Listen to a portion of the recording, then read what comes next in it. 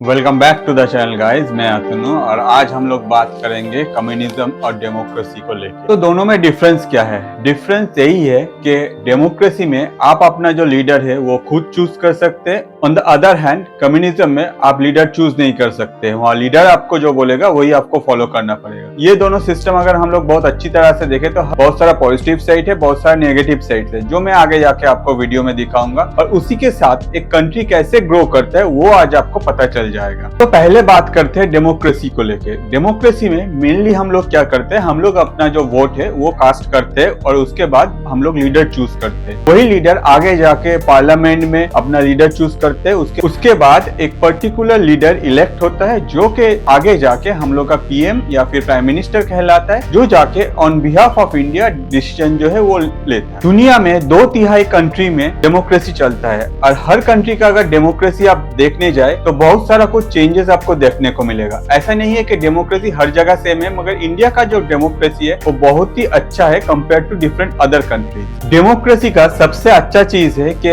इंसान अपना जो लीडर है अगर वो ठीक से काम नहीं करता है, निकम्मा निकलता है, तो उसको चेंज कर सकता है एक सर्टेन टाइम के बाद। इंडिया में नॉर्मली वोट हर 5 साल में होता है। 5 साल के बाद अगर आपका पुराना नेता काम नहीं किया तो नेताजी को बदलिए, नया नेताजी लाइए, देखिए वो आपके लिए कितना उन्नति करता है। तो डेमोक्रेसी में क्या होता है, हर 5 साल में वोट होता है। अगर एक देश का जो खर्चा है उस हिसाब से अगर आप देखें तो इलेक्शन जो है वो देश के लिए बहुत ज्यादा कॉस्टली पड़ता है। ऑन द अदर हैंड अगर देखा जाए इंडिया जैसा कंट्री के लिए तो हर टाइम कहीं ना कहीं इलेक्शन प्रोसेस है वो चलता ही रहता है। तो इसलिए इंडिया का एक बहुत बड़ा मैन फोर्स इसमें यूज होता है, साथ ही साथ इंडियन गवर्नमेंट का एक बहुत ज्यादा मनी इसमें यूज होता है। अगर हम लोग कम्युनिज्म में देखें तो इसमें ये खर्चा जो है ये नहीं होता है। जियो पॉलिटिक्स के हिसाब से अगर देखा जाए तो लॉन्ग टर्म डिसीजन बहुत ज्यादा अहमियत रखता है कोई भी कंट्री के ग्रोथ के लिए। अगर एक कोई पॉलिटिशियन अपने देश के लिए कोई डिसीजन ले रहा है compare to geopolitics situation at that point of time, ये ऐसा नहीं होता कि 5 साल में ये असर करेगा। हो सके कि वो आगे जाके लॉन्ग टर्म में असर करेगा, शायद वो पॉलिटिशियन वो कंट्री को लीड नहीं करे। तो ये एक प्रॉब्लम है जो पॉलिटिशियन लोग फेस करते हैं। On the other hand democracy में जब लीडर चेंज होता है या फिर पार्टी चेंज हो जाता है जो कि रूल करता है, तो पुराना सरकार का जो कोई पॉलिसी था, बहुत सारा पॉलिसी जो है वो लोग कैंसिल कर देता है। कभी कोई ये जज करने का कोशिश ही नहीं करता है कि ये पॉलिसी में ऑलरेडी एक कंट्री से इतना पैसा इन्वेस्ट हुआ है, इतना टाइम इन्वेस्ट हुआ है,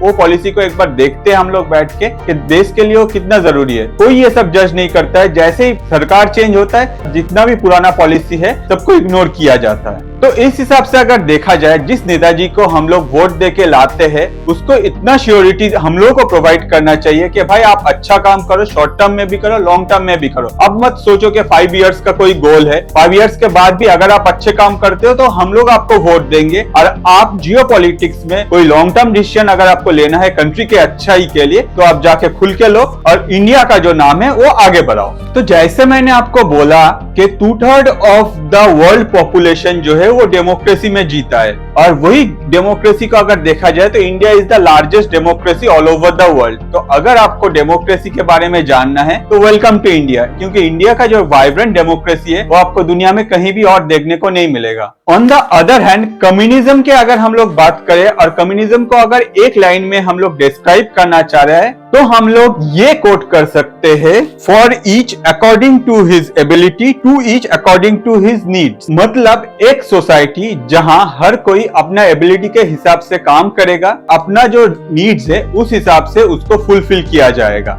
बेसिकली अगर बोला जाए तो कम्युनिज्म जो है वो एक मनीलेस सोसाइटी है जिसमें ना कोई स्टेट रहेगा, जिसमें ना कोई क्लास रहेगा, और जितना भी प्रॉपर्टी है जो भी है सब कोई लेबर क्लास या फिर हम लोग जैसा जो आम इंसान है वो ओन करेगा। तो हम लोग अगर यही कम्युनिज्म को पकड़े तो आज के दुनिया में ये कम्युनिज्म का जो फॉर्मूला है ये चलता नहीं है। अगर हम लोग एक्सपर्ट का माने तो एक्सपर्ट का मानना है ये जो था ये बहुत प्राचीन काल में ये सब माना जाता था, जब इंसान शायद केव में रहते थे या फिर फॉरेस्ट में रहते थे। मगर अभी अगर हम लोग देखें कम्युनिज्म का जो डेफिनेशन है वो कंप्लीटली चेंज हो गया है। 1/3 of the entire population of the world communism के अंदर है, जिसमें बहुत सारा कंट्री है, चाइना है, वियतनाम है, क्यूबा है। तो हम लोग अगर इन लोग का जो कम्युनिज्म का अभी जो डेफिनेशन है उसमें अगर देखें तो ये लोग बहुत ज्यादा मॉडिफाइड है compare to what I told you right now.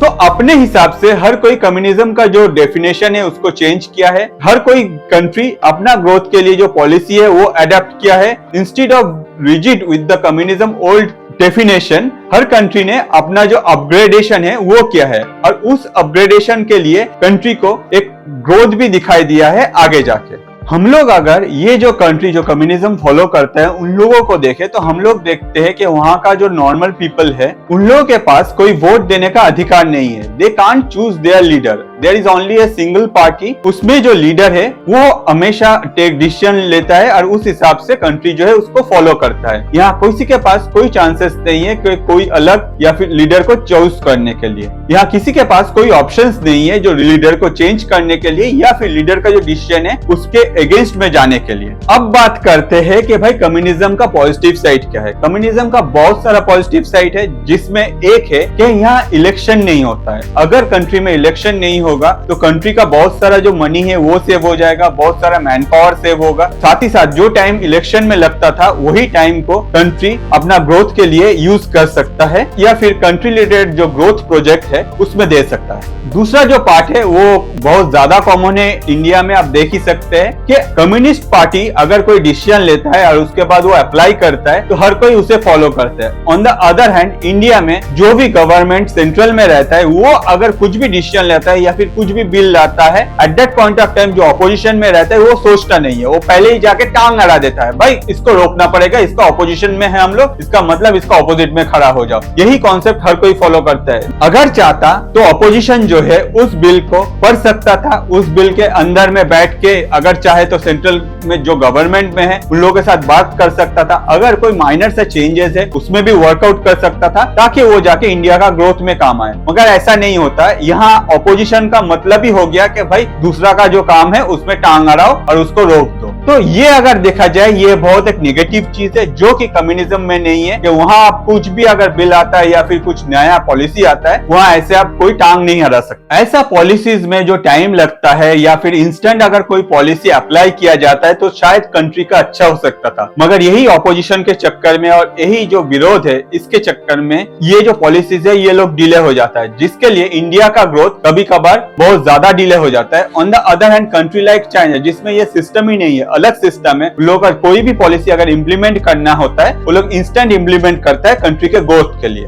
वो लोग अपना कंट्री का जो लॉन्ग टर्म ग्रोथ है या फिर लॉन्ग टर्म व्यू है towards the growth of the country उसमें बहुत ज्यादा अच्छी तरह से फोकस कर पाते हैं। इंडिया में अगर ये चीज कोई लीडर सोचना चाहता है तो उससे पहले सोचना पड़ता है भाई मेरा ऑपोजिशन क्या बोलेगा, और ये चीज अगर आता है तो कितना दिन संसद का जो काम है वो रुक जाएगा। तो ये सब सुनने के बाद आपको शायद लगेगा कि इंडिया के लिए कम्युनिज्म बहुत अच्छा है, अगर कम्युनिज्म होता तो शायद इंडिया और ज्यादा ग्रोथ करता। ऐसा नहीं है, कम्युनिज्म का भी बहुत सारा नेगेटिव साइड है क्योंकि कम्युनिज्म में जो डिसीजन लिया जाता है वो यूनिपोलर होता है। कोई भी एक या फिर कोई भी एक टीम बैठ के सिर्फ ये डिसीजन लेता है। इंडिया में एटलीस्ट हम लोग अगर कोई डिसीजन हम लोग को अच्छा नहीं लगता हम लोग उसके अगेंस्ट में खड़ा हो सकते हैं, उसको बोल सकते हैं, या फिर अगर नेताजी हम लोग को पसंद नहीं है फिर नेताजी गलत डिसीजन लेते हैं तो हर 5 साल में हम लोग नेताजी को चेंज भी कर सकते हैं। कम्युनिज्म में अगर कोई रॉन्ग डिसीजन लिया जाता है इकोनॉमिक ग्रोथ रिलेटेड कंट्री बहुत ज्यादा सफर करता है। जब इंडस्ट्रियल रेवोल्यूशन हो रहा था यूएसएसआर इंडस्ट्रियल रेवोल्यूशन के ग्रोथ के लिए बहुत सारा रॉन्ग डिसीजन लिया जिसके लिए बहुत जन को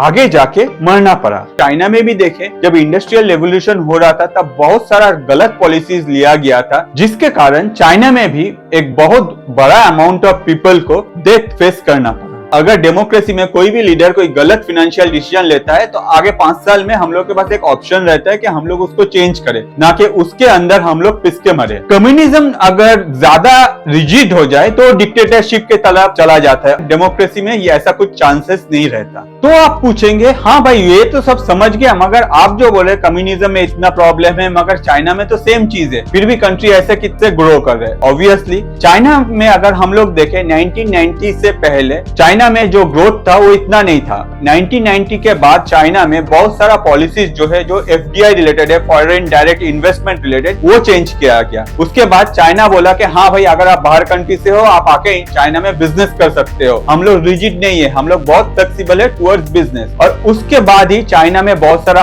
फॉरेन डायरेक्ट इन्वेस्टमेंट हुआ, उससे ही चाइना का ग्रोथ शुरू होने लगा। आज जो आप ग्रोथ देख रहे हैं वो यही डिसीजन लेने के बाद से ही शुरू हुआ था जो अभी भी चल रहा है चाइना में। तो मेन बात है इकोनॉमिक पॉलिसीज। अगर इकोनॉमिक पॉलिसीज सही है तो कंट्री ग्रोथ कर सकता है, और ये इकोनॉमिक पॉलिसीज को अकॉर्डिंग टू टाइम चेंज करना चाहिए, अपडेट करना चाहिए। इस हिसाब से अगर देखा जाए तो कम्युनिज्म जो है वो आपका नॉर्थ कोरिया में भी है, क्यूबा में भी है, और भी बहुत सारा कंट्रीज में है, मगर दे डिडंट चेंज। लोग अभी भी पुराना जो कम्युनिज्म है उससे ज्यादा प्रभावित है, ना कि जो इकोनॉमिक पॉलिसीज है उसमें चेंज करके कंट्री का ग्रोथ के बारे में। और इसीलिए कंपेयर टू चाइना वो लोग बहुत पीछे है। तो हम लोग को ये पता चल गया इकोनॉमिक पॉलिसी जो है वो सबसे ऊपर है। आपका कंट्री में कम्युनिज्म फॉलो किया जा रहा है या फिर डेमोक्रेसी फॉलो किया जा रहा है, इसके ऊपर कोई डिपेंडेंट नहीं है। अगर डेमोक्रेसी है तो आपके पास एक चांस रहता है, अगर आपका लीडर निकम्मा है तो उसको किक कीजिए और उसको बोलिए भैया नमस्ते, आपने 5 साल हम लोग का वेस्ट किया है, और दूसरे को चांस दीजिए कि वो कंट्री को ग्रो कर पाए। कम्युनिज्म में आपको ये ऑप्शन नहीं मिलेगा। तो डेमोक्रेसी में at least people are independent to show what they want. Communism में ये आपको चांस नहीं मिलेगा।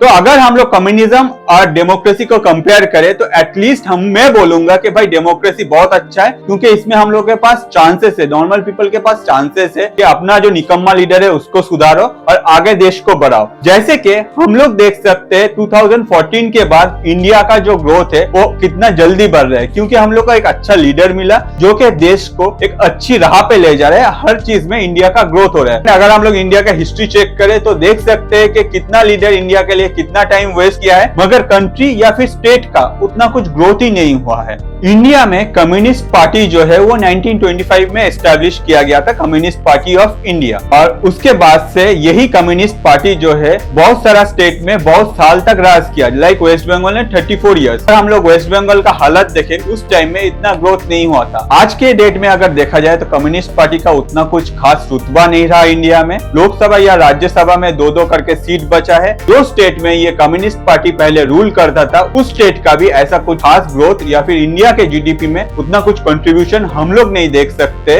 Compare to the other state. तो हम लोग को ये बहुत अच्छी तरह से पता चल गया कि अगर हम लोग इंडिया का हिस्ट्री देख सकते हैं तो उसमें हम लोग को पता चलता है कि जो स्टेट कम्युनिज्म को फॉलो नहीं कर रहा था वो स्टेट आगे बढ़ा, जो स्टेट कम्युनिज्म को इतना साल से फॉलो किया उस स्टेट का उतना ग्रोथ नहीं रहा। तो the reason behind that is a proper leader. अगर आपके पास एक प्रॉपर लीडर है, उसका प्रॉपर विजन है, साथ ही साथ उसका जो पॉलिसीज है टुवर्ड्स योर कंट्री वो अगर अच्छा है तो आपका कंट्री ग्रो करेगा। आपको क्या लगता है? अगर आपको लगता है कि हाँ ये बात सही है तो प्लीज कमेंट कीजिए, या फिर अगर आपका व्यू कुछ और है तो वो भी कमेंट करके बताइए। अगर आपको लगता है कि ये वीडियो आपके लाइफ में कुछ भी ऐड किया है तो प्लीज चैनल को दोस्तों के साथ शेयर कीजिए और इसको सब्सक्राइब कीजिए। आज के लिए इतना ही। Thank you.